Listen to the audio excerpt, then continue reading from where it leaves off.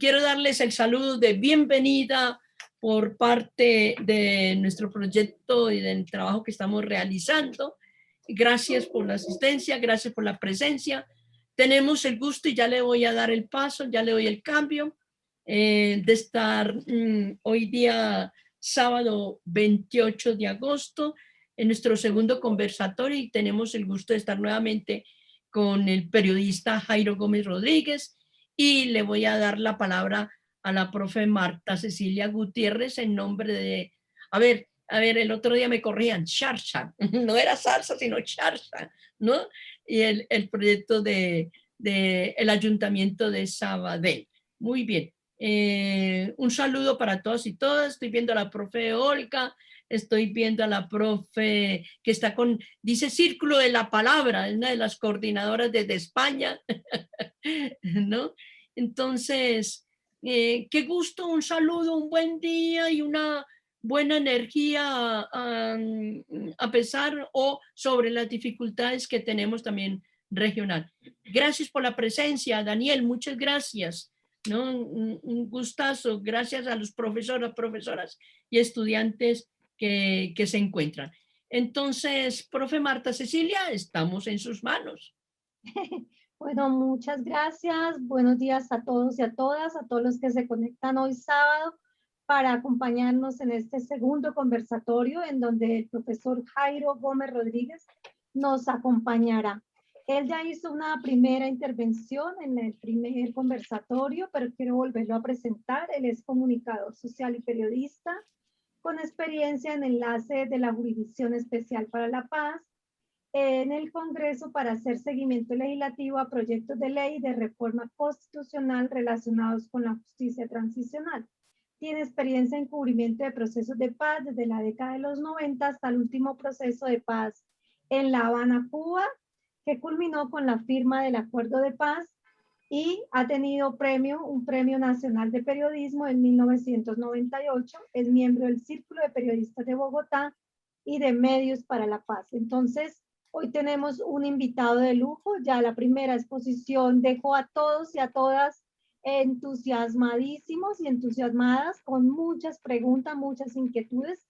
Y hoy vamos a darle paso a ese segundo conversatorio en donde Jairo nos hablará sobre todo lo que tiene que ver con la libre expresión en un momento tan convulsionado y en un momento tan importante de la sociedad colombiana. Entonces yo le daré paso a él. Ustedes, por favor, pueden dejar en el chat las preguntas. Yo iré haciendo recopilación de las preguntas y más o menos le damos media hora, a las 11:30.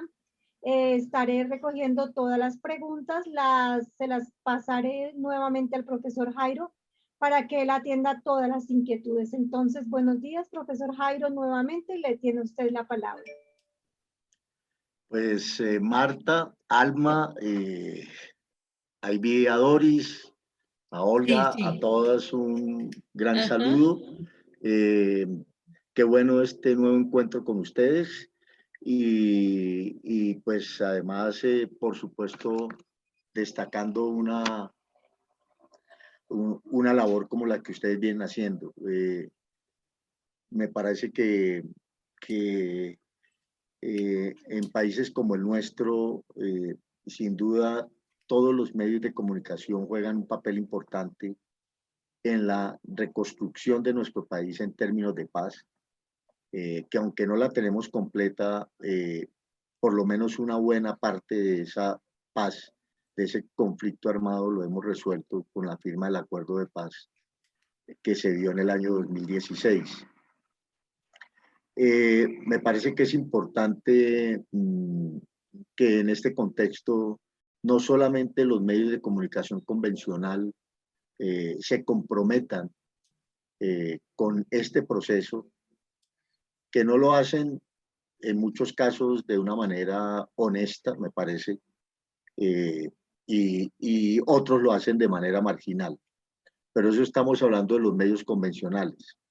Entonces, en ese escenario me parece que es importante que eso que conocemos como las radios comunitarias o los medios comunitarios, medios de comunicación comunitarios y escolares, entren a jugar un papel importante en el desarrollo y en la consolidación de este acuerdo de paz que, como les cuento, se firmó hace ya 5 años, va a ser 5 años. Ya va a ser 5 ahora en noviembre, 5 años de este acuerdo de paz.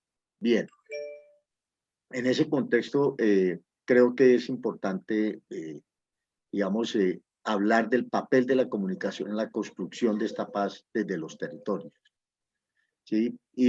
Y en un escenario de posconflicto como el nuestro, todas y todos en estos medios de comunicación y incluidos quienes firmaron el acuerdo de paz y las emisoras comunitarias escolares deben contribuir a que esto se consolide.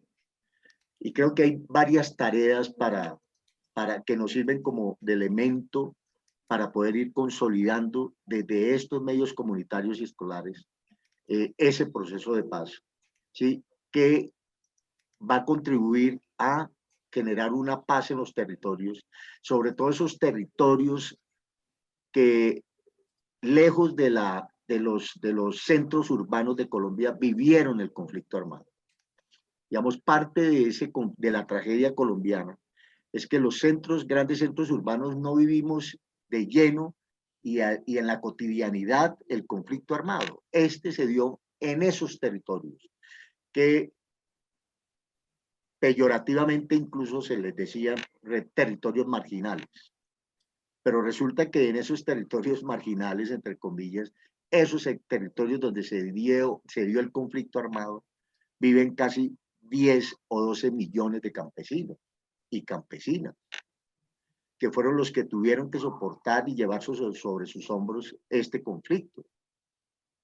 Bien, desde esa perspectiva creo que es bueno que en las emisoras comunitarias y en las escolares se contribuya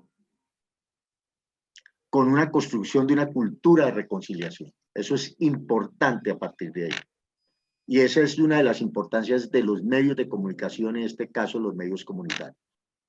¿Sí? Esa construcción de esa cultura es tratar de rescatar en esos territorios la identidad de estas comunidades campesinas, indígenas, todas las etnias que confluyen en esos territorios. Y ese rescate de la cultura sin duda va a contribuir a futuro a una consolidación de un proceso de paz y de ese acuerdo de paz que se firmó. Parcialmente, como se le quiera llamar, no es la paz completa, correcto. Todavía tenemos unos focos de conflicto, perfecto. Pero creo que esos focos de conflicto, en la medida en que nos comprometamos a contribuir en esa reconciliación y en esa consolidación cultural, ¿sí? Va a generar un ambiente y un espacio en las comunidades muy distinto, incluso puede incidir en esos grupos armados que todavía siguen levantados en armas. Llámense ilegales o llámense ELN, o llámense disidencias, o llámense esos grupos reciclados que están inmersos en todo un proceso de organizaciones del narcotráfico. Entonces es importante la construcción de una cultura de reconciliación y para eso los medios son absolutamente claves. ¿Sí? Porque es una manera incluso de abrirle el micrófono para que estas comunidades se puedan expresar. Digamos, eso es un tema que más adelante vamos a ir tocando y lo podemos ir ampliando. También se tiene que comprometer a promover escenarios de convivencia y tolerancia, que tiene que ver y se concatena con ese tema cultural, ¿sí? Y esos escenarios de convivencia y tolerancia, ¿sí? Se hacen desde el diálogo, desde la conversación y desde de poder darle la posibilidad a diferentes posiciones, ¿sí? Es decir, lo importante del micrófono, como estamos hablando aquí de emisoras comunitarias y escolares, el micrófono es muy poderoso, es muy poderoso. Eso no lo podemos perder de vista. Y lo que digamos, y obviamente lo digo en términos del micrófono, pero ese micrófono que transporta la palabra, que es realmente lo poderoso, es realmente el que lleva el mensaje, ¿cierto? Ese micrófono y ese medio nos sirve para generar esa convivencia y esa tolerancia. Eso es un elemento absolutamente clave. otro elemento que es importante tener en cuenta, ¿cierto? En este proceso de ir construyendo paz en los territorios, desterrar la estigmatización. Desterrar la estigmatización. No se puede seguir estigmatizando las comunidades, los campesinos, las etnias, ¿cierto? Incluso al contrario, al que piensa distinto a nosotros, ¿cierto? Eso tiene que ver con ese clima de convivencia y tolerancia que tenemos que ir construyendo. Definir un lenguaje de respeto y dignidad para todas y todos. ¿Sí? Como ustedes se dan cuenta, estamos hablando en la primera parte, hablamos de la construcción de una cultura, después convivencia y tolerancia, después desterrar la estigmatización, y eso lo vamos a recoger en un respeto y una dignidad para todos y todas. ¿Sí? Entonces podemos desde la palabra y desde la diferencia generar respeto y darle y digamos rescatar esa dignidad de las comunidades, claro que sí. Es supremamente válido, ¿no? Y ese respeto y dignidad inmediatamente conecta con ese respeto por la diferencia en la política. Y eso es una parte fundamental que tenemos que ir consolidando, porque desgraciadamente en nuestro país, y eso nos lo ha demostrado la historia reciente, la de los últimos 50 años, ¿cierto? Que en este país se asesina a una persona por pensar diferente. Y eso es lo que tenemos que erradicar de nuestra sociedad. Y entonces estas emisoras comunitarias y estos emisoras escolares tienen que contribuir a esa convivencia, tolerancia, ese respeto, a esa dignidad y a respetar la diferencia política. ¿Sí? Ahora, ¿cómo consolidar todo esto también? Llevar a la gente a que fortalezca el conocimiento de los derechos consagrados en la Constitución política. La Constitución política tiene que ser un manual para nosotros, sobre todo en esas regiones donde la gente cree que es que no tiene derecho a nada. No, señor. Los derechos están consignados en una Constitución política que son nuestro manual, que son nuestro gran respaldo, lo que nos hace ver como ciudadanos con derechos. ¿Sí? Y eso es, por ejemplo, un insumo muy importante en las emisoras comunitarias y escolares. Que la gente entienda que hay unos derechos fundamentales, pero también que además de esos derechos fundamentales, que son más o menos unos 20 o 25 en la Constitución, en su primera parte, también existen unos derechos sociales. Y divulgar esos derechos sociales es importante, ¿sí? Que la gente entienda que tiene por el solo derecho, el hecho de ser un ciudadano colombiano, ¿cierto? Tiene derecho a la salud, tiene derecho a la educación, ¿sí? Tiene derecho a que el Estado, ¿sí?, responda por usted también, con los deberes que obviamente nosotros tenemos que aportar, porque también nos lo dice la Constitución. ¿Cuáles son los deberes nuestros como ciudadanos? ¿Sí? No importa que se diga que esto es una clase de educación cívica, que era la que nos daban antes en los colegios, ¿no? Pero esa educación cívica es la que hay que rescatar, sobre la base de que tenemos unos derechos fundamentales, ¿sí? Y unos derechos sociales. Entonces, estos son insumos y son elementos clave cuando uno tiene esa responsabilidad a través del micrófono, ¿sí? No necesariamente se necesita ser un periodista, o sea, si es periodista, pues bien, pero no necesariamente eso, ¿no? No. En esas emisoras comunitarias y escolares, como se le puede abrir espacio a un entretenimiento, a los entretenimientos, que es fundamental hacerlo, ¿cierto? Que tiene que ver con la cultura, con la recreación, hay que abrirle ese espacio a que nos reconozcamos entre nosotros, y eso es importante.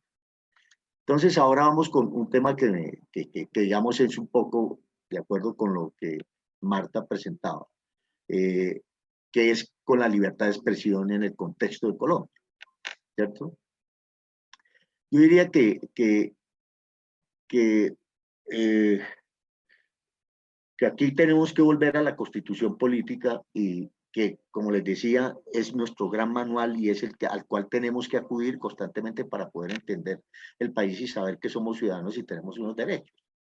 Y en este caso concreto, el artículo 20 de la Constitución dice, literalmente dice, se garantiza a toda persona la libertad de expresar y difundir su pensamiento y opiniones, la de informar y recibir información veraz e imparcial, y la de fundar medios masivos de comunicación. Yo en este primer inciso del artículo destaco mucho la frase libertad de expresar, la libertad de expresar. Y en el segundo inciso del mismo artículo 20 dice, estos son libres y tienen, hablando de los medios de comunicación, estos son libres y tienen responsabilidad social. Ojo con eso, que es lo que les vengo diciendo, es una gran responsabilidad social la que tenemos. Aquí hay que hacer una diferencia. En los medios convencionales, o sea, radios comerciales, para que hablemos de la radio concretamente, no nos metamos con los medios escritos y de televisión, sino radio. Hay radios convencionales comerciales, ¿sí?, hechas exclusivamente para otro tipo de información, y las radios comunitarias y escolares, de las cuales su sustento depende, ¿cierto?, del dinero público, de ese dinero que pagamos todos los colombianos a través de los impuestos. Entonces, repito, estos son libres, hablando de los medios de comunicación, el segundo inciso del artículo 20 de la Constitución dice, estos son libres y tienen responsabilidad social. Se garantiza el derecho a la rectificación en condiciones de equidad. ¿Sí? Claro, si una persona, eso lo explicaremos más adelante. Y otra frase que destaco de este artículo 20, no habrá censura. En Colombia no puede haber censura, ¿sí?, y lo dice la Constitución, ¿sí? Entonces les decía, ¿por qué destaco la libertad de expresión? ¿Sí? Aquí es necesario hacer una diferencia entre esa radio comercial que les decía ahora y las radios comunitarias y escolares, ¿sí? La radio comercial subsiste como negocio, ¿sí? Claro, ellos tienen una responsabilidad, ellos, ¿sí?, su sustento es la pauta, ¿sí?, eso es clarísimo. La radio comunitaria escolar subsiste como bien público, su sustento depende del recurso público, ¿sí? Esas dos categorías definen los dos medios de comunicación, que son las radios comerciales y cuáles son las radios comunitarias y escolares, ¿cierto?, que tienen un altísimo contenido social, que es lo que realmente nos plantea el artículo 20 de la Constitución, ¿sí? La radio comercial tiene un contenido comercial, como se los he dicho, aunque informa y entretiene, esto no se nos olvide, responde a unos intereses, ¿sí? Sus dueños son capitales privados, ¿sí? La radio comunitaria escolar tiene un contenido público y social, aunque informa y entretiene, responde a unos intereses de la sociedad, el beneficio público y educativo. ¿Ven la gran diferencia? Y creo que en eso tenemos que ser muy responsables, pero además entender que a partir de ahí le estamos abriendo un espacio a la comunidad para que tenga la posibilidad de expresarse, para que tenga la posibilidad de acceder, si quiere, a opinar o por lo menos a denunciar, ¿cierto? Ahora, ¿por qué destaco también la palabra no habrá censura? La frase. En ambos casos, en la radio comercial y en la radio comunitaria y escolar, la Constitución política protege, independientemente de su contenido, la tarea informativa de entretenimiento de cualquier intento del gobierno de turno de aplicar la censura. Aquí es muy importante esto, y hago un énfasis en esto, porque realmente quien viola y quien aplica la censura es el Estado, ¿sí?, porque es el que tiene el poder de hacerlo, ¿sí? Ahora, habrá otro tipo de censuras, sobre todo en estas radios comerciales o en los medios convencionales, que a veces no es explícita, ¿sí? Porque simplemente se habla de los intereses que ellos representan, ¿sí? Pero más grave que eso, la censura en estas radios comerciales, ¿cierto? Que viven de, que tienen los medios de comunicación, en este caso la radio, como un negocio, ¿cierto? Lo más grave aquí, antes que la censura, es la autocensura. Y eso sí es grave. Y eso suele ocurrir en los medios de comunicación convencionales, ¿sí? Eso es una práctica inveterada, la autocensura. Alguna vez se hizo un análisis y un estudio sobre ese tema, pero hace muchos años. Es curioso que en el tema de los medios de comunicación y el periodismo, yo creo que ustedes mismos se han dado cuenta, pocas investigaciones existen de fondo y de lo que realmente está pasando en el interior de los medios de comunicación y cómo es el trabajo de los periodistas. ¿Sí? Eso sería interesante hacer esa investigación. Alguna vez yo en el Círculo de Periodistas de Bogotá les dije, a mí me parece que es importante que nosotros como gremios nos gastemos una platica en hacer una gran encuesta en todos, con todos los periodistas, con todos los colegas en el país, ¿sí? Para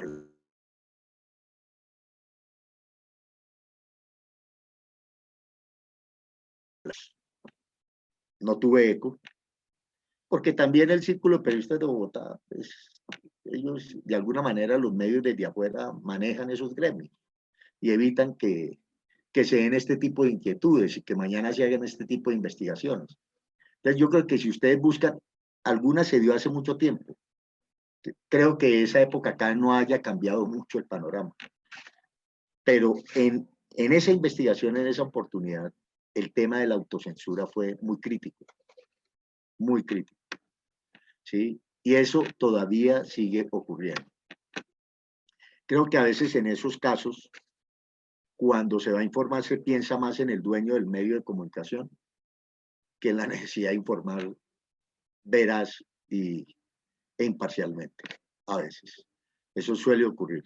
Yo trabajé en una emisora muy importante de un grupo económico muy importante en algún momento y les cuento esta anécdota como para un poco ilustrar lo que ocurre. A mí me llega una información de la superintendencia de cambios, de valores y cambios. Bueno. Y era una sanción que se le decía a los dueños de ese grupo, de esa emisora. Y tenían que pagar casi, en su época, casi como unos 20 millones de dólares por esa sanción. Por efecto de un manejo cambiario que hicieron y que lo hicieron ilegalmente y llegó la sanción y yo escribí la noticia. Ahí me llegó, yo la escribí y yo se la envié a mi jefe de redacción y mi jefe de redacción de pronto me llama y me dice, acaba de llegarme esta noticia que escribiste. Le dije, sí, claro, pues ese es mi deber escribir. Me dijo, viejo, ¿tú sabes con quién trabajas? Me preguntó, le dije, pero claro, ¿y tú sabes quiénes son los dueños? Y dices, claro que sé quiénes son los dueños. ¿Y tú crees que yo voy a publicar esta noticia? Te le dije, mira, yo cumplo con mi responsabilidad, yo la escribo. Tú eres mi jefe, eres el jefe de redacción, tú verás si la publicas o no. Pero yo aquí salvo mi responsabilidad. Sí, esa es una anécdota que, mira, que me ocurrió hace muchos años y que estoy seguro sigue ocurriendo. Sí.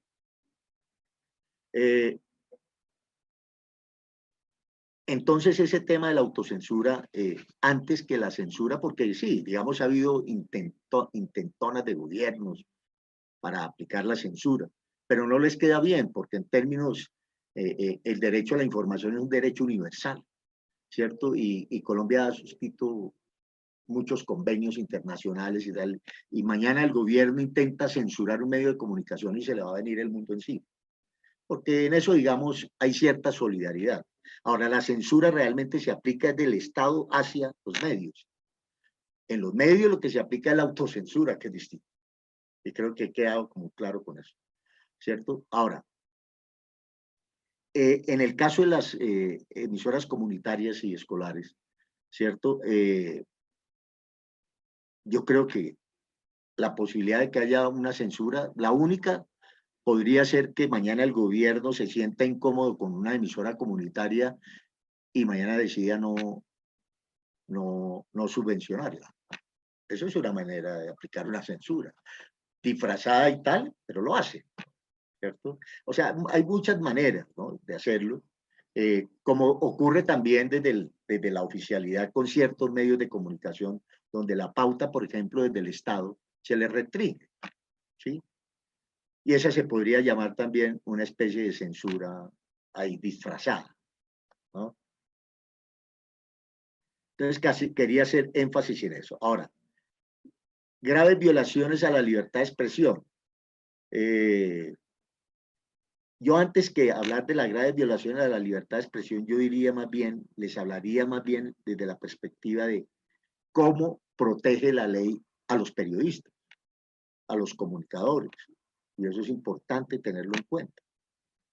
Entonces, por ejemplo, la ley protege a los periodistas o comunicadores de la radio comunitaria escolar por las siguientes razones, lo planteo yo. No está obligado a revelar, primero, el periodista no está obligado a revelar sus fuentes de información, ni revelar el origen de sus noticias. ¿Sí?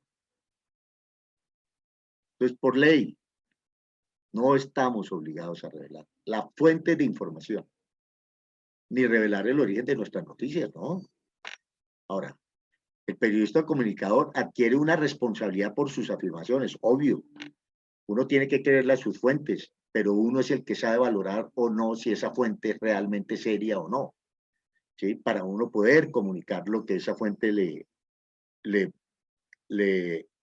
se dio como información. Y ahí es donde entra la responsabilidad de uno como profesional y como periodista para valorar ese tipo de información y hasta dónde, y dependiendo también de la credibilidad que tenga su fuente, sin duda, ¿no? Sin duda. Ahora, las autoridades deben garantizarle, esto es importante, especialmente la policía, porque a mí me planteaban que en el nuevo código de policía, que hay unos problemas. No, digamos, pero digamos, taxativamente las autoridades deben garantizarle, y especialmente la policía, la libre movilización al periodista. ¿Sí? No puede la policía ser un obstáculo para el periodista. ¿Sí? Ahora, debe permitirle y garantizarle el acceso a los lugares de información, claro, salvo en casos reservados a las leyes. Sí, digamos, hay momentos en que, por ejemplo, en sitios donde han ocurrido hechos violentos lamentables y donde ya llegan las autoridades a ejercer un control en términos judiciales y todo este cuento, recolección de pruebas y tal. Los periodistas llegan hasta cierto límite y eso lo establecen las autoridades y uno entiende que eso es así para efectos de investigación y tal. Cito ese ejemplo, puede haber otros también, ¿sí? Pero eso no quiere decir que no tengamos acceso a ese lugar donde ocurrieron los hechos, ¿sí? Tenemos derecho a ese acceso a esos lugares y a la información, y nos la tienen que proporcionar las autoridades, ¿no? Entonces yo creería que en términos de libertad de expresión, ahora vuelvo a la discusión que siempre damos, ¿cierto? ¿Realmente en Colombia hay libertad de expresión? ¿No? Creo que como se plantea en términos de censura del Estado hacia los medios, pues evidentemente eso no existe, ¿sí? Pero como les digo, también el Estado tiene sus herramientas, o el gobierno de turno tiene sus herramientas, ¿sí? Para de pronto disuadir de alguna manera a los medios de comunicación. Ahora, los medios de comunicación, ¿quién los sostiene? Realmente la pauta oficial, que es la gran financiadora de los medios comerciales, ¿sí? Eso es clarísimo, ¿no? Pero bueno, ahora, ¿esto qué nos representa para la construcción de una paz territorial? ¿sí? Para la construcción de esa paz territorial, se deben ejercer desde los medios de comunicación comunitarios, ¿sí? Unos compromisos que tienen que ver hacia afuera con la comunidad y con esas comunidades que, como les decía anteriormente, peyorativamente en términos de conflicto armado hablaron de las comunidades marginadas, las comunidades en esos territorios donde estos medios convencionales nunca llegan, pero estas comunidades necesitan contar de alguna manera con un medio que los represente, ¿sí? Con un medio que les dé la posibilidad de expresarse, que les dé la posibilidad de denunciar. ¿Sí? Entonces, estos medios comunitarios frente a esos territorios, ¿cierto? Representan los intereses de las minorías. Los intereses de las minorías que en estos medios convencionales no tienen ninguna cabida, lo tiene que llenar las radios comunitarias. ¿Sí? Permitirles que lleguen a denunciar los abusos de las autoridades. ¿Sí? Que cuando se sientan que sus derechos están siendo cercenados, tengan la posibilidad de llegar a un medio a denunciarlos. Y en eso estos medios comunitarios escolares tienen que ser lo suficientemente generosos. ¿Sí? También tiene que promover la discusión para que entiendan cómo es la diferencia en los servicios públicos. ¿Sí?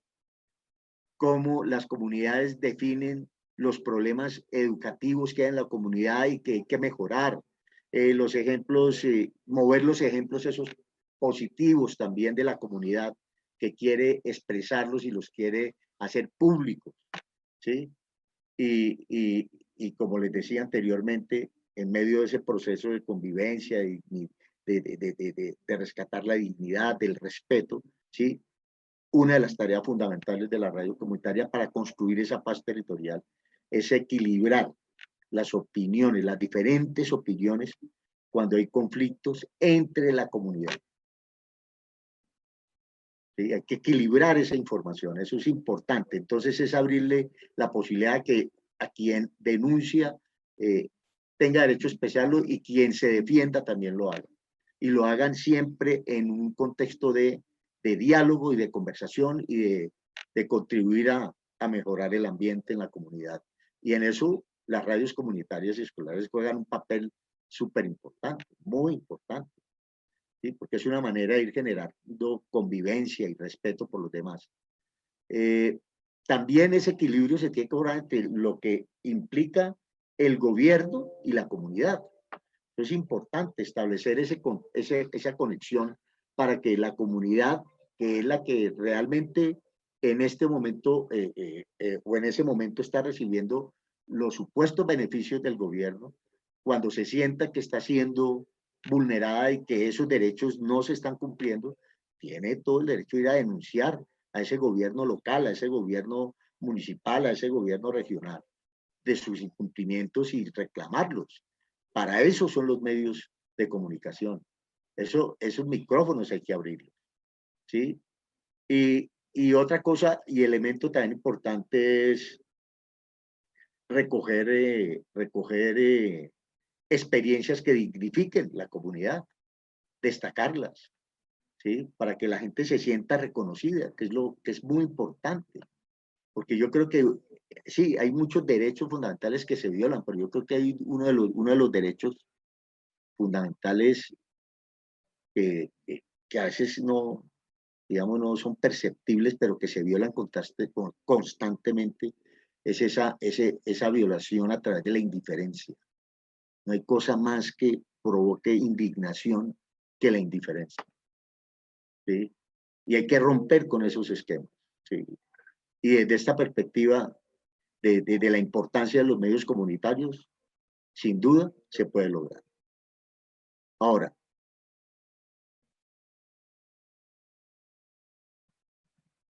la paz como un derecho consagrado en la Constitución, lo hablamos en la conferencia anterior. Claro, hay que insistir que la paz es un derecho y un deber de obligatorio cumplimiento. ¿Sí? Hay que insistir en eso. Y en eso los periodistas tienen que jugar un papel importante, ¿sí? De exigir a quienes tienen el poder de consolidar esa paz, que lo hagan, porque es un derecho de los ciudadanos, un derecho fundamental. Ahora, desde los acuerdos, eh, eh, y yo sí recomendaría, y creo que en la conversación pasada les dije, es importante que ustedes vayan al documento del acuerdo de paz, que tiene elementos muy claves. Digamos, es como un diseño de país, un proyecto de país lo que se ha consolidado ahí, que no es, no es cosa del otro mundo, pero es simplemente aterrizar el país en una realidad, ¿sí? De que eso que se plasmó en ese acuerdo de paz debió haberse hecho durante años o décadas atrás o siglos atrás, pero Colombia eso no lo ha resuelto. Les decía yo en ese momento, 200 años de país y de constituciones y todo lo que queramos llamarle, y nosotros no hemos resuelto la propiedad de la tierra. Y resulta que ese elemento ha sido transversal a la violencia nuestra. Y hoy, en pleno siglo XXI, aún tenemos ese problema, ¿sí? No hemos resuelto la propiedad de la tierra en Colombia, ¿sí? Que eso lo consigna y en un capítulo muy interesante que tiene que ver con ese desarrollo rural, ¿cierto?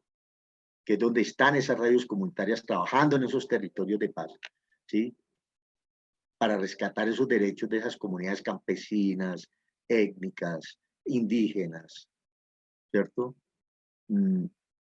Y yo los invitaría a que hagan una reflexión desde esa perspectiva y que conozcan el acuerdo, ¿no? Ahora,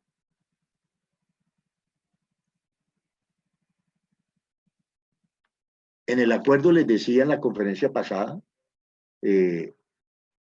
fue tan importante el tema de los medios de comunicación que se estipuló dentro del acuerdo de paz la creación de radios comunitarias y escolares en el país. Eso el gobierno lo ha cumplido parcialmente. No se ha logrado consolidar desde esa perspectiva el acuerdo. Pero ese, digamos, uno de los elementos clave para exigirle al gobierno digamos, la amplitud de estas radios comunitarias y darle más posibilidades a las comunidades para que tengan cómo comunicarse y cómo expresar no solamente sus opiniones, sino de hacer una cierta fiscalización, porque eso hacen los medios de comunicación, ¿sí? Al gobierno de turno, ¿sí? Hacerlo desde esa perspectiva de las radios comunitarias y las radios escolares, ¿sí? ¿Y cuál es el propósito de eso cuando se planteaba en el acuerdo de paz? ¿Sí? Para generar una participación ciudadana clave, para promover valores cívicos, para un reconocimiento étnico y cultural que hemos venido hablando, para que haya inclusión política y social, para que se fortalezca la democracia, ¿cierto? Esos son como los propósitos de estas radios comunitarias y escolares.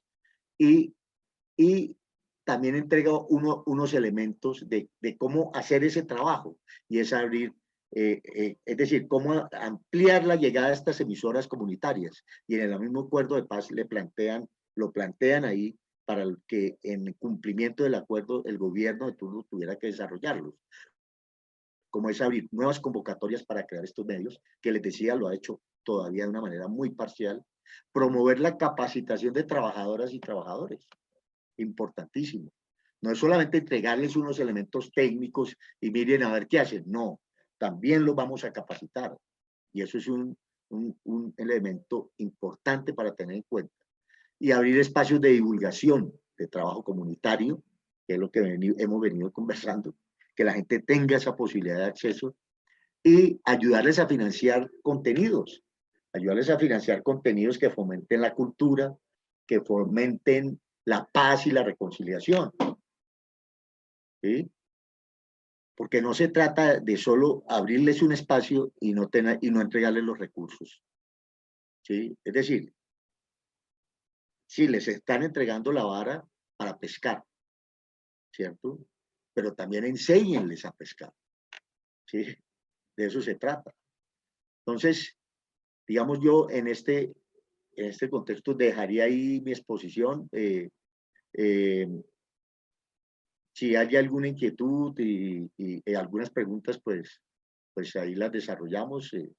Creo que lo importante era hablar de, de, de, de las radios comunitarias y escolares como un vehículo de consolidar paz territorial. Y yo sí creo que tienen una responsabilidad enorme.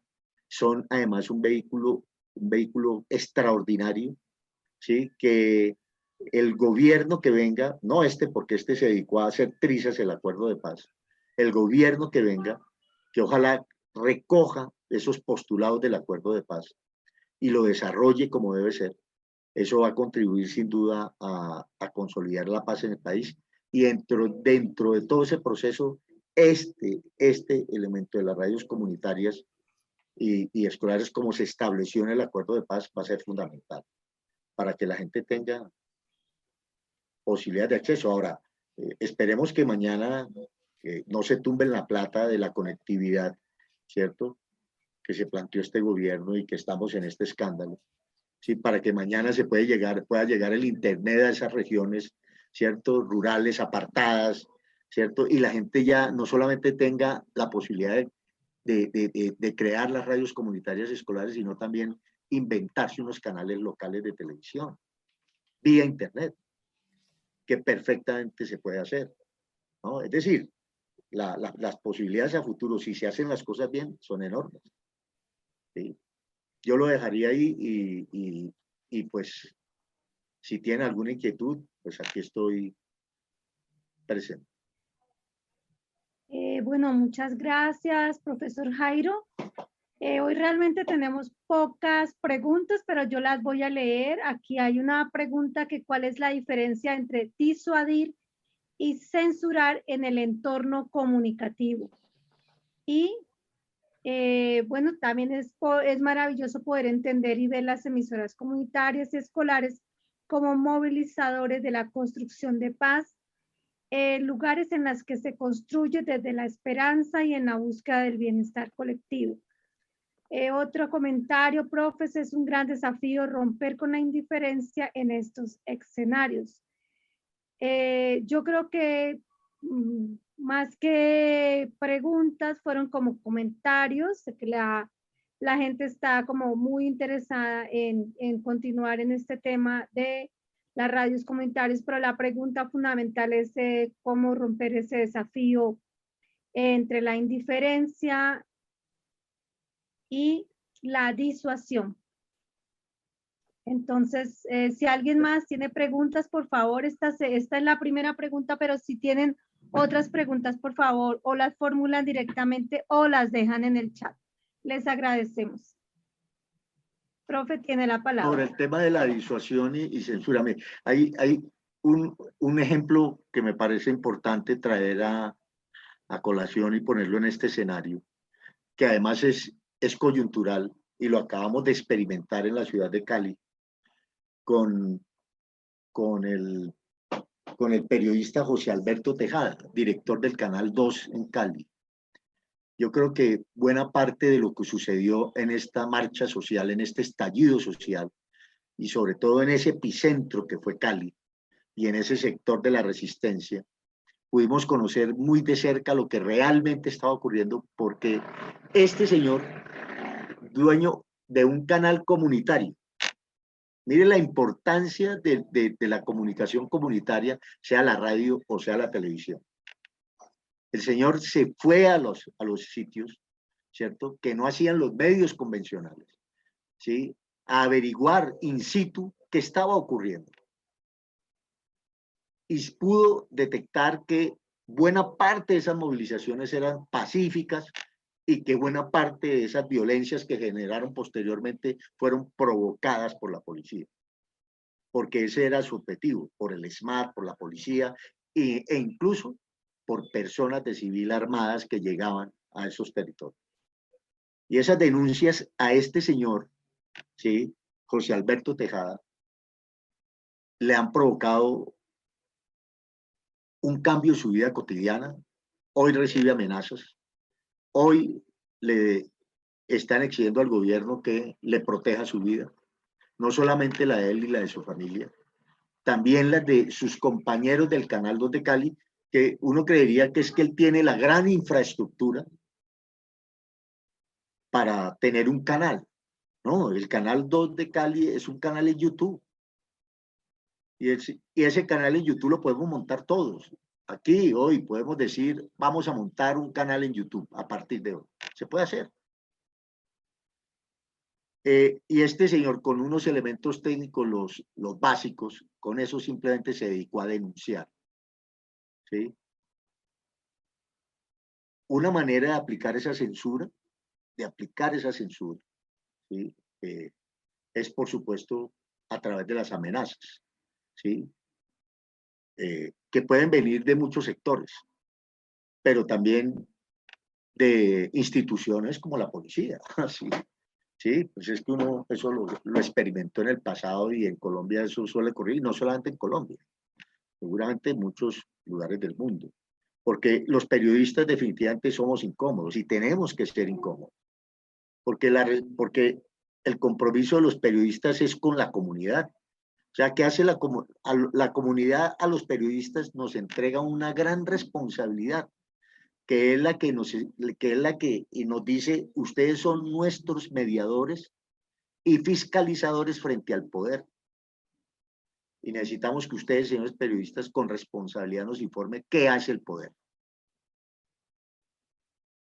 ¿Sí? Y en este caso es un ejemplo maravilloso lo que está pasando con José Alberto Tejada, que sigue en Cali en estos momentos en complicaciones porque es un hombre muy amenazado. Pero puso ese canal en servicio de la comunidad, a la cual también no solamente, digamos, denunció lo de un lado, también denunció lo del otro lado. Cuando este lado de la comunidad, algunos sectores de la protesta cometían excesos, también lo denunciaba, ¿sí? O sea, trató de hacer el periodismo que hay que hacer, un periodismo imparcial, ¿sí?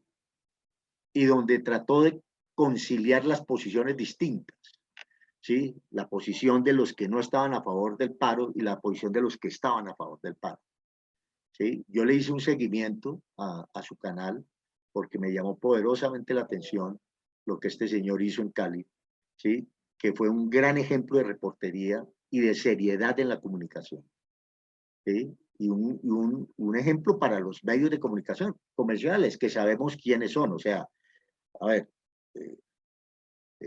alguna vez este señor multimillonario colombiano, que ya no vive, pero dejó herencias y hoy manejan el grupo sus hijos, Julio Mario Santo Domingo, alguna vez decía,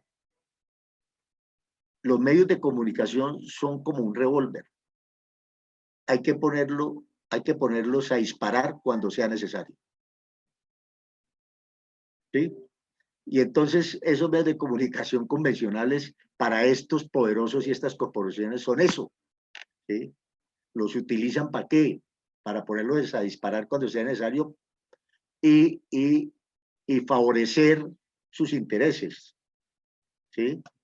Resulta que en este caso, pues, José Alberto Tejada, pues puso su medio, lo puso y a disparar, pero en favor de la comunidad, ¿sí? Un claro ejemplo de encontrarse una información veraz e imparcial, muy, digamos, muy fiel a los hechos, ¿sí? Y otra es la que los medios de comunicación convencionales hacen, ¿sí? Que en ese mismo concepto de este señor lo que hacen es coger la información, lavar la información, sofisticar la información, ¿cierto? Y manejarla de una manera distinta, manipularla, ¿sí? Entonces estos medios de comunicación hablaban concretamente de vandalismo y vandalismo y vandalismo, y ustedes escuchaban a Tejada, y Tejada no habla de vandalismo sino de la protesta social, ¿sí? Donde en un altísimo porcentaje de la protesta social no eran vándalos, ¿no? Ahora, parte de ese vandalismo, ¿quién lo hicieron? ¿Grupos infiltrados? Claro que sin duda lo hacen. ¿Sí? Pues, por favor, en los cuerpos de seguridad del Estado hay gente especializada para eso, ¿sí? Organizada para eso, para llegar a sabotear cualquier movilización. Eso es decir, eso lo tenemos claro, eso no lo tienen que, y no resiste pues el gran análisis profundo, no, eso suele ocurrir, son estrategias, ¿no? Entonces, y, y pues me decían sobre la disuasión, ¿no? Que digamos ese es el mecanismo que utilizan estos medios convencionales, ¿sí? Para no utilizar la palabra censura, pero sí para tratar de disuadir, dicen ellos. Pero esa disuasión que utilizan es básicamente eso que les digo ahora, es coger esa información oficial y llevárnosla y lavar esa información y sofisticarnos esa información para generar confusión, para generar incluso rechazos, ¿no? Porque es una manera de manipular la opinión también, ¿no? Entonces, pero yo les invitaría, por ejemplo, que en YouTube se conectaran con este canal 2 de Cali, de José Alberto Tejada, que es muy interesante, como trabajo de un canal, en este caso de televisión comunitaria, ¿sí? Comunitario, y que lo tiene no solamente ahí en su comunidad también, sino un canal que decidió abrir por YouTube y le ha dado muchos resultados. Hoy tiene una sintonía enorme. Creo que ya hasta YouTube le debe estar pagando algunos pesos por eso, ¿sí? Porque determinada audiencia para arriba se monetiza, ¿no? Entonces, creo que ya debe estarse ganando unos pesos por eso, cosa que me parece además justo, porque hace un trabajo muy honesto, muy honesto. Yo le recomendaría eso, por ejemplo, como un elemento, como un paradigma, ¿sí? De radio comunitaria, de medios comunitarios, para tener en cuenta.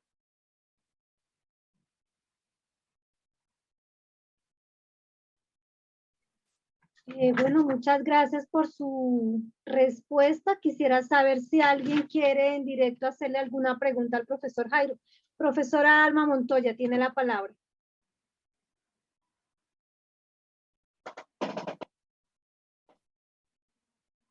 No se le escucha, profe. Lo que suele suceder, no prendí el micrófono. Ahora sí ya la Bueno, escuchamos sí, perfectamente. muchas gracias también, Jairo y profesores. Por ahí vi en el chat un comentario muy bueno de uno de los participantes, de Daniel Ciprián, qué rico. Y quiero hacer el siguiente comentario, ¿no? Porque Sí. iba a ser lo de la censura, en fin. Este proyecto o en general público, en general no, todo el que estamos acá, tiene que ver con lo de radio escolar. Ya lo hablábamos en la vez pasada, que llamamos radio escolar los circuitos cerrados de audio, los equipos de amplificación, generalmente usado más en la hora de recreo. Algunos colegios que sí tienen un plan de medios, entonces tienen una cabina de producción o una unidad móvil que llevan en las aulas, pero que obviamente con la pandemia ha estado pues, allá en las instituciones. No todos han regresado a las instituciones y no todo se ha activado todavía, porque algunos, incluso en algunas regiones, están con la alternancia. Bueno, pero ese es el concepto. Yo lo que quiero es que entre todos hagamos reflexión que en las radios escolares no, con la descripción que hago, no son los equipos, ni es solo el de poder amplificar y colocar música. Una de las preocupaciones es cómo generar contenidos, cómo esa libertad de expresión, esa libertad de palabra y qué excelente escenario, y por eso es excelente escenario la radio escolar, o sea, donde los chicos puedan, los jóvenes puedan expresar sentimientos, expresar experiencias desde sus propias palabras, ¿no? Y esto que puedan ser también registradas, y esos son los pregrabados o lo que quieran llamar hoy como podcast, ¿no? Y bien, si sale por las cornetas, por la radio, magnífico. Pero afuera en el público o en la vida común y corriente están esos otros escenarios de amplificación de la palabra, que es lo que hemos venido reflexionando en estos días con el periodista Jairo Gómez, ¿no?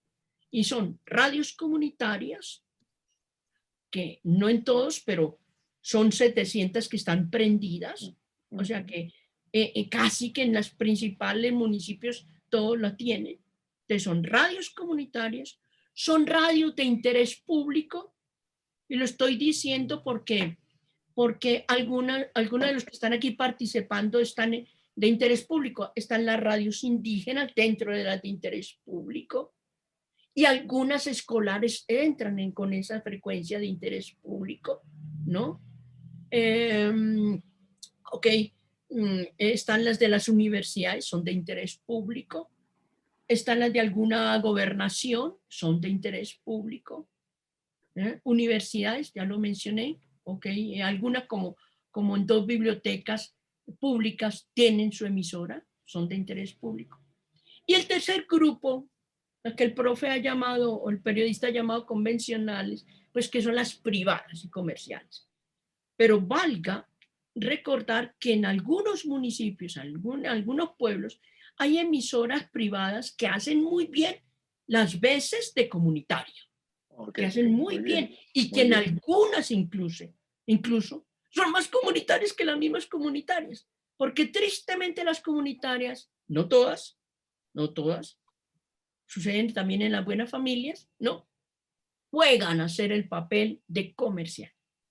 Entonces, todo esto es para decir que en la radio escolar y en nuestras formaciones y capacitaciones queremos ayudar a abrir espacios para generar contenidos con sentidos, las palabras de los niños y de los jóvenes, que se oigan, es que aprovechen ese derecho que tienen, ¿no? Y por lo tanto es un escenario y un ejercicio de democracia, pero que no solo en la escuela. Si la escuela ha estado, tiene su radio cerrada, hable con la comunitaria y saquen sus programas por la radio comunitaria, ¿no? Saquen sus programas por las radios de interés público. Miren en su municipio dónde están, qué emisoras hay, Y incluso hasta en privadas, cómo se puede dialogar. Antes de iniciar nuestra reunión estábamos dialogando con el profe Roberto Melo de Arauca, ¿no? Y si la radio comunitaria de Arauca le cierra, hay algunas que sí le abren y que son privadas y que sí le van a abrir espacios y que le han abierto espacios porque reciben programas de las diferentes instituciones educativas y allí han tenido una experiencia de eso, ¿no? Entonces, ahí con la palabra censura, a veces nosotros mismos nos censuramos. ¿Por qué? Porque no hemos visto que hay otros escenarios donde pueden salir las voces de los niños y de los jóvenes. Y esos otros espacios son los medios locales. Entonces no nos autocensuremos. Nadie nos ha prohibido, toquemos puertas. Y ahí sí los liderazgos de los profesores y de los rectores. Lograr espacios. Pero para eso, ¿qué se necesita? Que estemos formados, que tengamos posibilidad de manejar producciones con contenidos creadas por los mismos jóvenes, creadas en las mismas instituciones educativas, ¿no? No tenemos problema ni de tecnología ni de medios, créanme que no. Colombia es uno de los países en estos momentos que más medios tiene, ¿no? Entonces, no tenemos problema de medios. Tenemos problemas de contenidos. ¿Qué contenidos? Y ahí sí tenemos un problema y es autocensura, ¿no? Y si vamos a copiar la comercial, eso es una autocensura. Ah, que no, es que yo quiero hablar como fulanito de tal, como fulanita de tal, y trabajar estos contenidos de moda o de música. Eso sí son autocensura. Bueno, gracias, profe Alma. Aquí hay unas preguntas que se las voy a trasladar al profesor Jairo. ¿Usted cree que las comunidades afrocolombianas y las comunidades indígenas han sido las más afectadas por la violencia en Colombia y los conflictos? Y hay otra pregunta muy interesante, ¿cómo sobrellevar la censura por parte de padres de familia en estos espacios cuando se tocan temáticas como el paro y su relación con la construcción de paz en la sociedad y en la escuela? Y otra, ¿qué mecanismos de protección tienen los medios comunitarios frente a este tipo de amenazas cuando no funciona la Defensoría, la Procuraduría, la Fiscalía, que son de bolsillo como pasa ahora en Colombia? Entonces, esas son por ahora las 3 preguntas que veo acá en el chat. Hay otros que son de comentarios, pero dejo esas 3 preguntas. Bueno, sí, yo empezaría por la última, el tema de seguridad. El tema de seguridad es muy complicado. Yo creo que ese ha sido uno de los grandes males por los que ha tenido que batallar el periodismo en Colombia, ¿cierto? Y los medios de comunicación independientes, ¿sí? Porque cuando el periodismo pisa callos y hay sectores que no comparten esa información, inmediatamente intervienen haciendo sugerencias que llevan una amenaza vedada, oculta, ¿cierto? Pero si no se cumple, ya después pueden pasar a los hechos. Ahora, hay que reconocer que en Colombia hace ya varios años, Colombia en los últimos 40 años asesinaron más o menos 180 periodistas. No tengo la cifra exacta, pero no creo que estoy tan lejos. Pero en su mayoría de esos asesinatos se dieron en la época dura del narcotráfico, ¿sí? Donde había una prevalencia de los carteles del narcotráfico y se perseguía mucho a los periodistas y se asesinaron muchos periodistas, que es una realidad que hoy vive la sociedad mexicana. Yo creo que del país de América Latina donde más asesinatos de periodistas ha habido en los últimos 5 años ha sido México, ¿sí? Y en su mayoría, los asesinatos han sido perpetrados por organizaciones del narcotráfico. Obviamente relacionadas con la corrupción, porque eso no se puede dejar solo.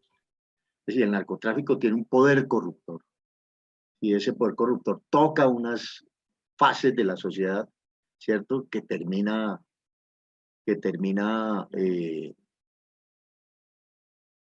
digamos, de alguna manera comprándolas, ¿sí? Pero que también hace parte del negocio. Entonces, como se unen esos dos males, corrupción y narcotráfico, que a la larga, pues, vienen a ser, digamos, son simbióticos, ¿cierto? Eso en el periodismo es un riesgo informarlo. Y como les digo, en Colombia, sobre todo en la década de los 80 y comienzos de los 90, ¿sí? Fue las 2 décadas donde más se generaban asesinatos de periodistas. Y más por ese tipo de relación, de denuncias que tenían que ver con el narcotráfico y corrupción. También algunos periodistas que denunciaron corrupción y que no solamente asesinaron, que no fueron muchos, pero muchos sí tuvieron que irse del país, por ejemplo, exiliados, porque ya las amenazas se hicieron incontrolables. Ahora, el tema de la censura y la relación que se dan con los padres y en la familia, pues, y no solamente con el tema de la paz y con los temas políticos, sino con las relaciones familiares y de las nuevas tendencias que tenemos hoy en el mundo, ¿cierto? Donde, pues desgraciadamente tenemos una sociedad todavía en algunos sectores muy conservadora, ¿no? Muy conservadora, y vamos a encontrar ese tipo de oposición familiar. Yo creo que la única manera de resolver ese tipo de diferencias es, como les planteaba ahora, ¿sí? a través del diálogo, a través de la conversación, a través de generar un ámbito de tolerancia y de convivencia, ¿cierto? Donde nos respetemos en las diferencias, ¿sí? Ahora, desde la radio comunitaria y escolar, ese tipo como bien lo decía la profe Alma, ¿sí? Ese tipo de contenidos se pueden, es decir, estos temas nos da la posibilidad de crear, de inventarnos una serie de contenidos que nos permita que, abrir esos espacios para el debate, ¿sí? Cuando se dan este tipo de discusiones, como lo plantean en la pregunta, que entre familias, ¿cierto? Y hay ciertas censuras. Yo creo que ese es, por ejemplo, un debate interesantísimo para llevar a una radio comunitaria, ¿sí? Y abrirle el espacio no solamente a los jóvenes, ¿cierto? Que en este momento son un poco más vanguardistas, sino también a sus padres, que en muchos casos también les genera una preocupación enorme, pues por las circunstancias en que vive el país. Pero la posibilidad de que tengan de expresarse y de decir lo que piensan, eso, por ejemplo, es un espacio maravilloso, que no pueden desperdiciar las emisoras comunitarias y escolares, ¿sí? Que en los colegios se plantean esos debates, ok, eso vamos a llevarlo a las emisoras comunitarias, llevémoslos allá y planteemos ese debate. Sí, me parece que es como una recomendación que les haría antes pues, darles una solución al tema. Ahí hay digamos, un popurrí de propuestas que se pueden generar, ¿cierto? A través de esas circunstancias que nos van a llevar a debatir esos problemas cotidianos, que son los que sin duda tienen que alimentar las emisoras comunitarias y escolares, ¿sí? Más allá del entretenimiento, que es importante, que hay que tenerlo para un poco, digamos, descansar la parrilla de programación de una emisora, ¿sí? Los espacios de debate son supremamente importantes, supremamente importantes. Y esto hay que llevarlo ahí, ¿sí? Hay que despojarse de temores a discutir, no, hay que abrir el espacio a la palabra y al pensamiento, hagámoslo. Sí, eso es una manera de ir generando una cultura política, de ir generando confianza en las personas mismas, que entiendan que son capaces de abordar ese tipo de temas y que también tienen muchas cosas que decir. Y eso es muy importante.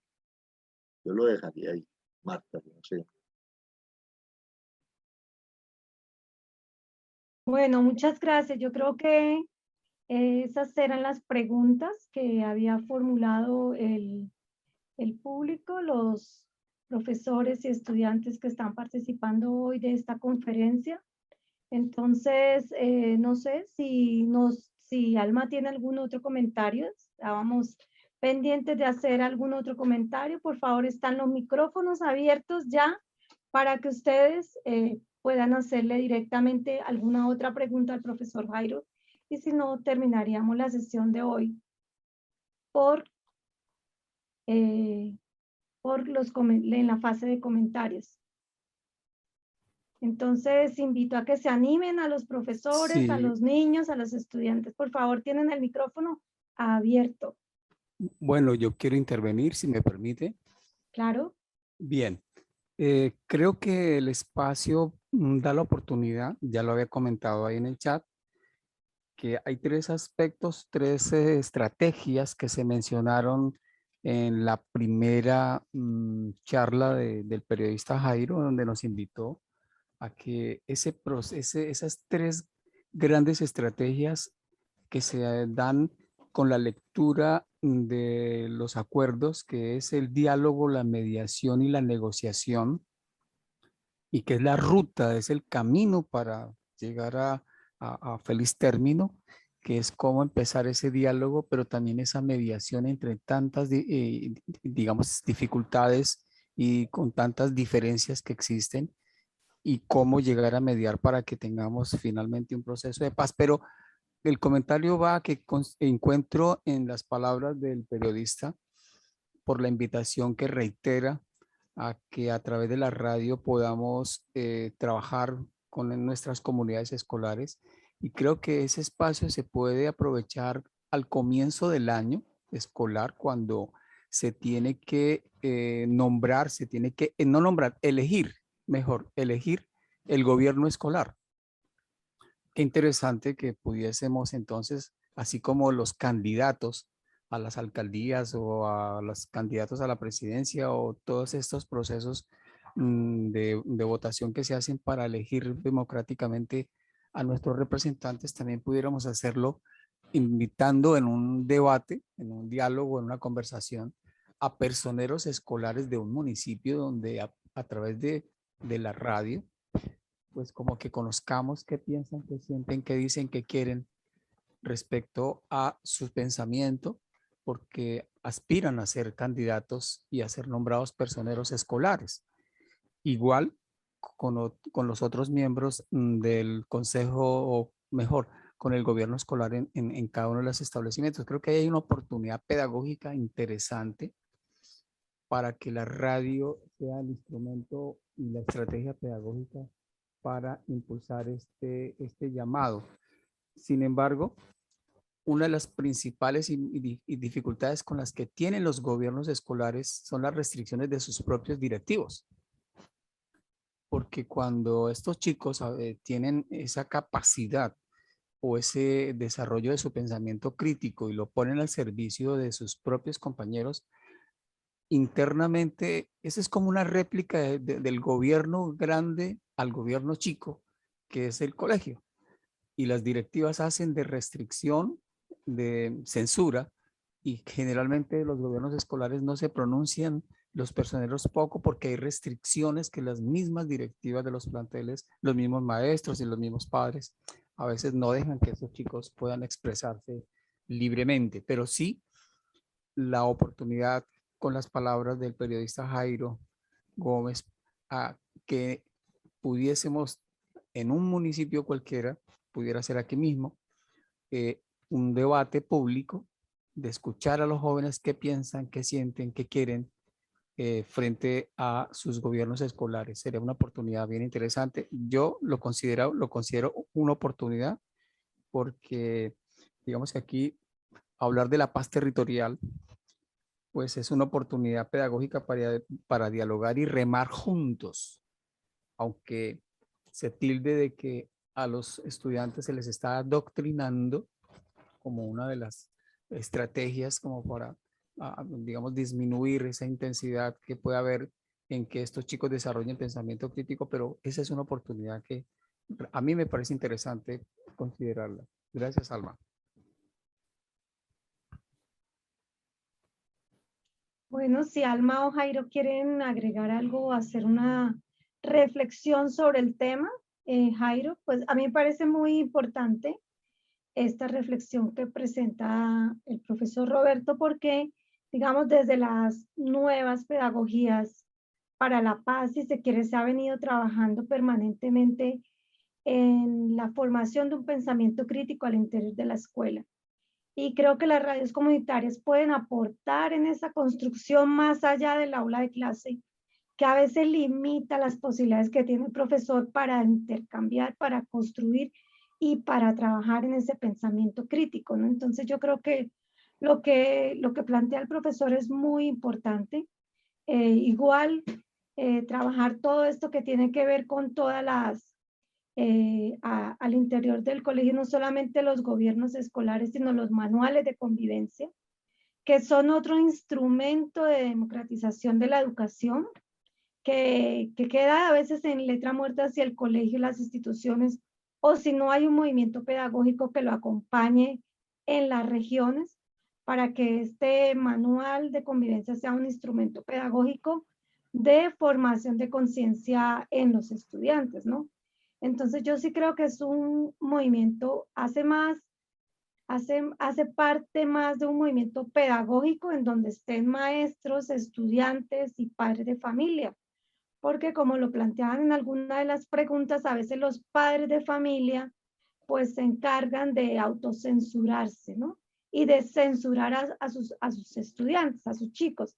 Entonces yo creo que es parte de un movimiento pedagógico que digamos que en el futuro tuvo un auge muy importante en Colombia, pero que debido a los problemas de represión y de persecución del movimiento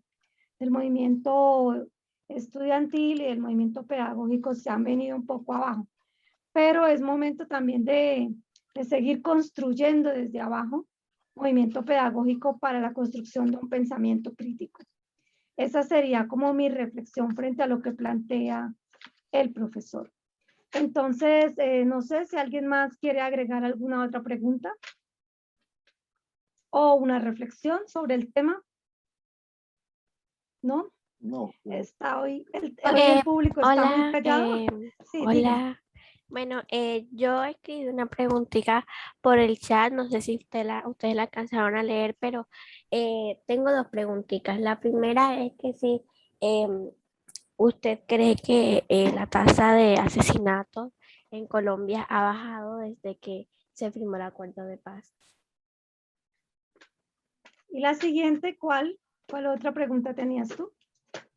Y si las comunidades afrocolombianas y las comunidades indígenas han sido las más afectadas por la violencia en Colombia.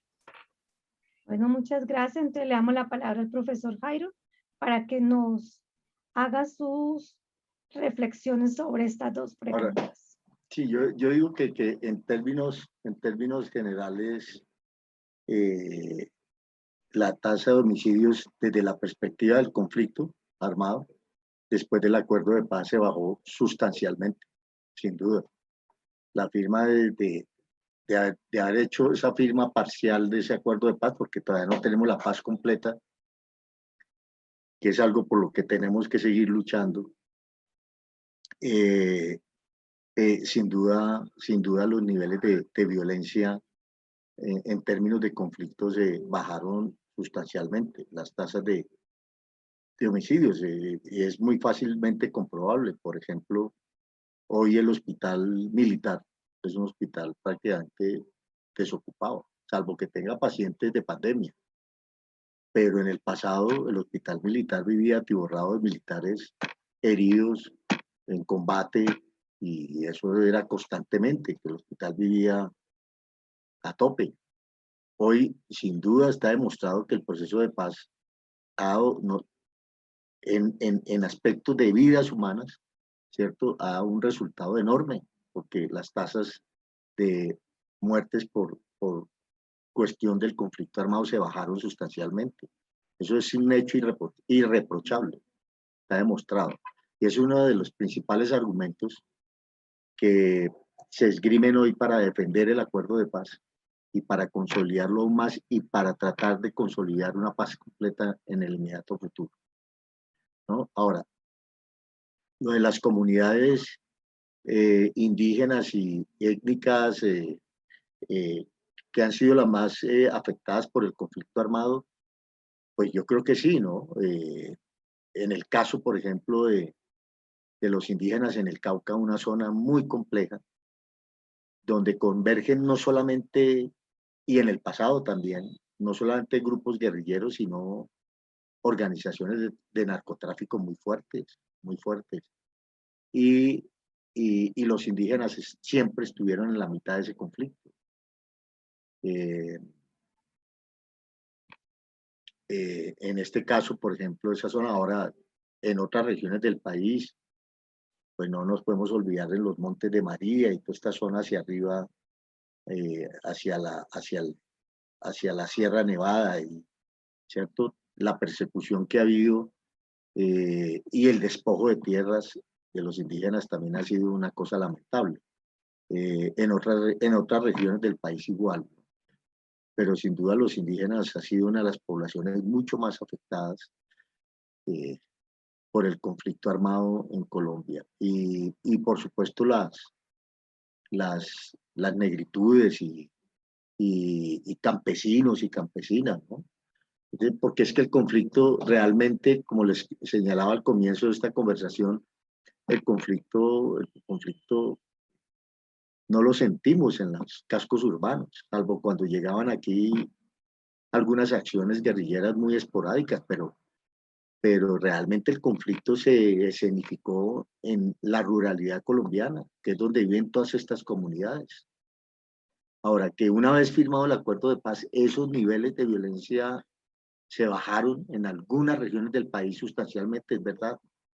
Ahora, en otras regiones como el Cauca y el departamento de Nariño, pues eso sigue siendo un polvorín, ¿sí? Porque ahí, como les decía, convergen el narcotráfico, y el narcotráfico permea todo, permea hasta las organizaciones guerrilleras que existen y esas disidencias, y fuera de eso tienen su propia organización, y también permean las instituciones del Estado, porque tienen un poder corruptor enorme,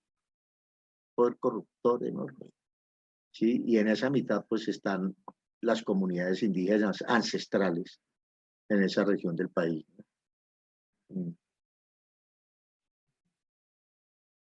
Bueno, entonces, gracias por la respuesta. Creo que hoy vamos cerrando este panel. Agradecemos hoy al profesor Jairo Gómez Rodríguez por habernos acompañado, habernos contado sobre sus experiencias, que todas estas reflexiones nos sirvan para que las radios comunitarias hoy tengamos más fuerza y aprendamos de todas estas experiencias para seguir adelante y seguir construyendo espacios de paz territorial desde las instituciones, ¿no? Teniendo en cuenta hoy esas dificultades que se presentan en las regiones y bueno, nada, para adelante porque lo que se nos viene hoy es en este escenario, digamos, de posacuerdo es bastante complejo y el profesor ya nos lo ha señalado en el tema de las radios comunitarias. Entonces le damos un fuerte aplauso al profesor Jairo Gómez Rodríguez. Hasta siempre. A ustedes muchas gracias por la invitación. Bueno. Un abrazo grande. Gracias. Y a todos muy feliz fin de semana. Gracias. Gracias. Gracias, profe. Gracias, profe, a todos, gracias.